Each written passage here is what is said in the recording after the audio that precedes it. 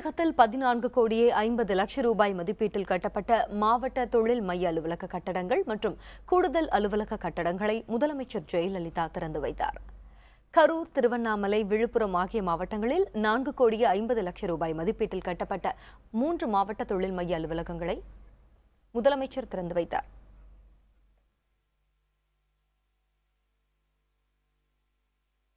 Chennai RK நகர் இடைத்தேர்தல் பரப்புரை மாலை 5 மணியோடு நிறைவு பெறுகிறது. இதனையொட்டி தமிழக தலைமை தேர்தல் அதிகாரி சந்தீப் சக்சேனா செய்தியாளர்களை சந்திக்கும் நேரடி காட்சிகள். அது முடிச்சிட்டு இப்போ deployment of police force on the day of poll. இந்த முறை எல்லா போலிங் ஸ்டேஷன்ல மைக்ரோ அப்சர்வர்ஸ் இருக்கும். அதே நேரத்தில் லேப்டாப் வெப் கேமரா மூலமாக 230 வாக்கு சாவடிகள்ல வெப் ஸ்ட்ரீமிங் இருக்கும், லைவ் வெப் ஸ்ட்ரீமிங் இருக்கும். அந்த லைவ் வெப் ஸ்ட்ரீமிங் சிஓ ஆபீஸ்ல கண்ட்ரோல் ரூம் के உள்ளே ஃபுல்லாம ஒரு வாக்கு சாவடியிலே லைவ் என்ன நடக்கிறது பார்த்திருக்கலாம். பிஎஸ்என்எல் மூலமா வைஃபை கனெக்டிவிட்டி எல்லா வாக்குப்பதிவு சாவடியில கொடுத்துட்டோம். இந்த டீடைல் திரும்பி நீங்க தமிழ்நாடு அரசு கேபிள் டிவி உடைய லோக்கல் சேனல்ல லைவ் பார்த்திருக்கலாம். அது இங்கே சேனல்ல எப்படி இன்னொன்னு வாக்கு சாவடியிலே போலிங் நடக்கிறது பார்த்திருக்கலாம்.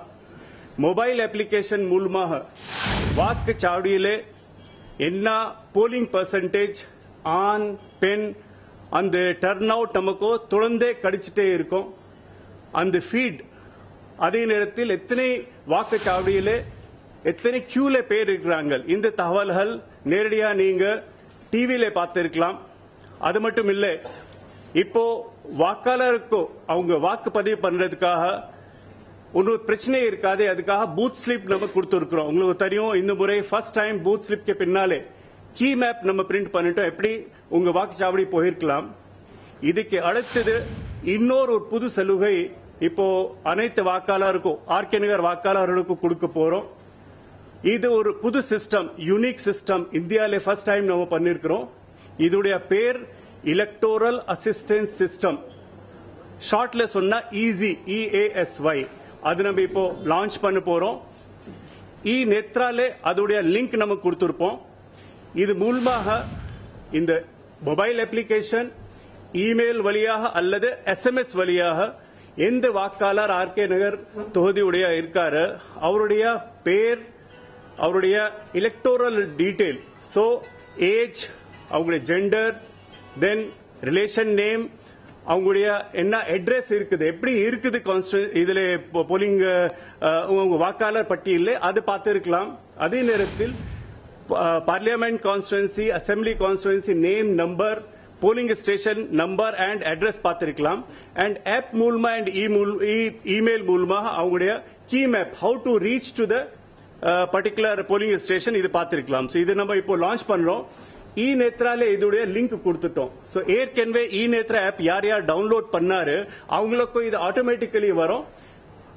புதுவாக யார் டவுன்லோட் பண்றாரு அவருக்கும் இது வசதி கூடுதலா கிடைக்கும்.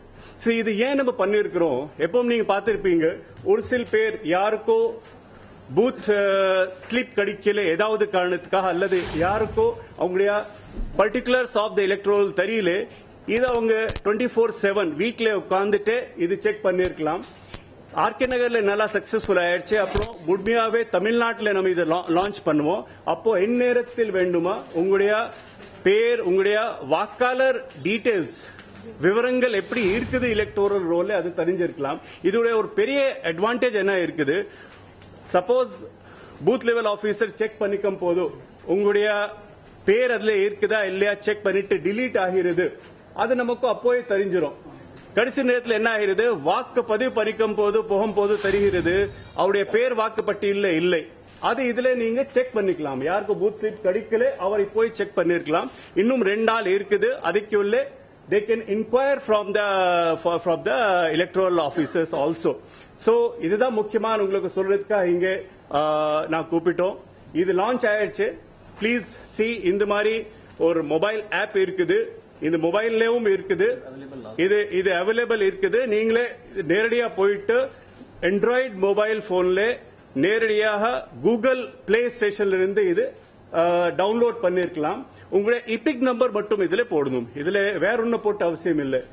இமெயில் பண்ணிக்கும் போது இமெயில் அட்ரஸ் இதுல கொடுத்துட்டோம். அது நேரடியா நீங்க இபிக் நம்பர் டேஷ் அந்த இமெயில் அட்ரஸ் போட்டா நேரடியாக சிஸ்டம் ஜெனரேட்டட் உங்களுக்கு இமெயில் டீடைல் வரும்.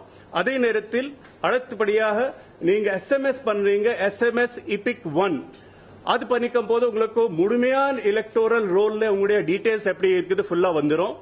அதே நேரத்தில் நீங்க இபிக் 2 போட்டுட்டு இபிக் நம்பர் போடுவீங்க, அப்புறம் போலிங் ஸ்டேஷன் டீடைல் ஃபுல்லா வந்துடும். சோ இது ஒரு முக்கியமான ஃபர்ஸ்ட் டைம் இன் இந்தியா நம்ம பண்ணிருக்கிறோம்.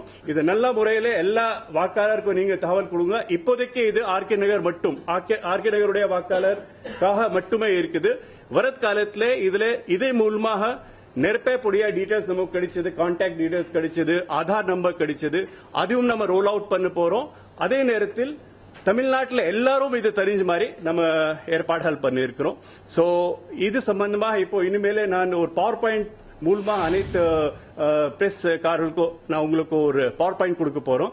So I request you to kindly remove this camera so that I can show them all the details about it, because இது நல்ல முறையாக நம்ம எல்லா வாக்காளருக்கு எடுத்து போயிட்டோம், நமக்கு 4 நாளைக்கு ஒன்னும் பிரச்சனை இருக்காது. So thank you very much to all of you. Yeah, I am just giving you the PowerPoint presentation fully. After that. Yeah. So இப்போ வந்து இந்த எலெக்ஷன்ல வந்து 5 மணிக்கு அப்புறம் எல்லாரும் வெளிய வந்துறோம், இன்க்ளூடிங் ஆல் பார்ட்டிஸ். வெளியே கான்ஸ்டிட்யூன்சிக்கு வெளியே இருக்குது, அனைத்து பிரச்சாரம் பண்றதுக்காக வந்தது பார்ட்டி உடைய வர்க்கர்ஸ், பார்ட்டியுடைய லீடர்ஸ் அவங்க வெளியே வரணும். யார் அந்த தொகுதிக்கு உள்ளே இருக்கவர் இருக்காரு, அங்க வசக்கவர் இருக்காரு, அவர் உள்ளே இருக்கலாம். அவுட் சைட் பொலிட்டிக்கல் பீப்புள் அவங்க வெளியே வரணும். டோட்டல் 720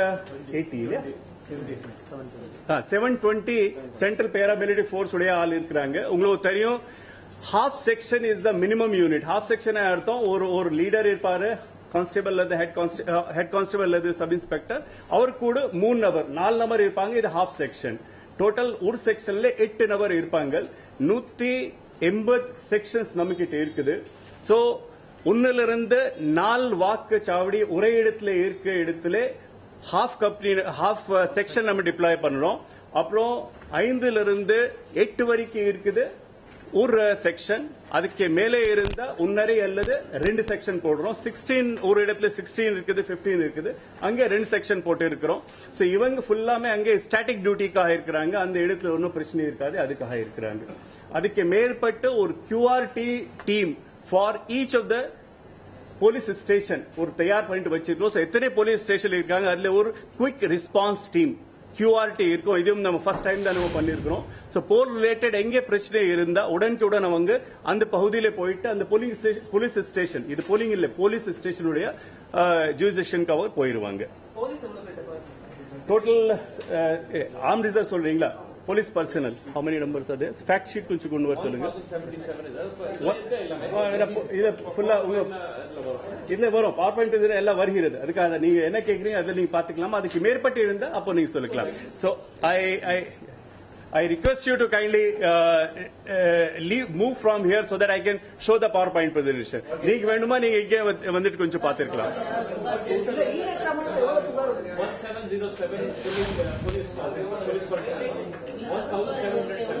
1707 இதுல ஃபுல்லா இருக்குது. நான் உங்களுக்கு சொல்ல போறோம்.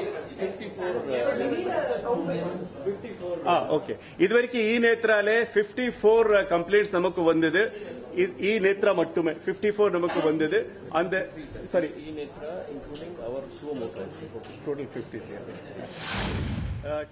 ஆர்கே நகரின் இடைத்தேர்தலுக்கான பரப்புரை இன்று மாலை 5 மணியோடு நிறைவடைவதை ஒட்டி தமிழக தலைமை தேர்தல் அதிகாரி சந்தீப் சக்சேனா தற்போது சென்னையில் செய்தியாளர்களை சந்தித்து பேசி வருகிறார்.